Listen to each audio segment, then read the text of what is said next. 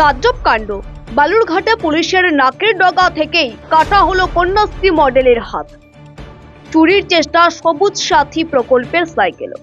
প্রসঙ্গত, বেশ কয়েক বছর আগে বালুরঘাট শহরের সৌন্দর্যায়নে থানা মোড় থেকে নিউ মার্কেটের আন্দোলন সেতু পর্যন্ত রাস্তার মাঝে ডিভাইডারগুলি সাজাবার উদ্যোগ নেয় পুরসভা, যেখানে রকমারি গাছ লাগাবার পাশাপাশি রাজ্য সরকারের বিভিন্ন জনহিতকর প্রকল্পকে তুলে ধরতে নানা রকম মডেল স্থাপন করে বালুরঘাট পৌরসভা। যে হিসাবেই বালুরঘাট থানা মোড় এলাকায় রাস্তার ডিভাইডারে রাজ্য সরকারের কন্যাশ্রী এবং সবুজ সাথী প্রকল্পকে একত্রে তুলে ধরতে একটি স্কুল ছাত্রীর মডেল স্থাপন করে পৌরসভা কর্তৃপক্ষ।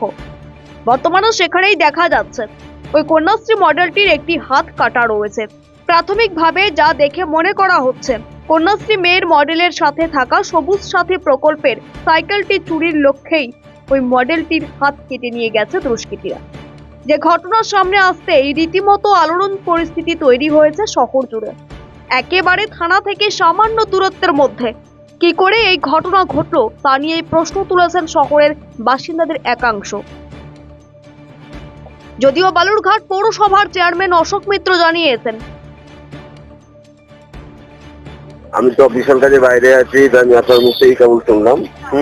আমি গিয়ে সেটা পর্যবেক্ষণ করছি এবং অফিসিয়ালি যে আগে দায়িত্বে দিয়ে এসেছি তার সঙ্গে আমি রিপোর্ট করছি।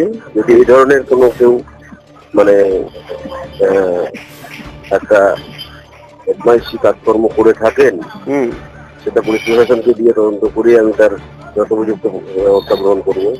ঠিক।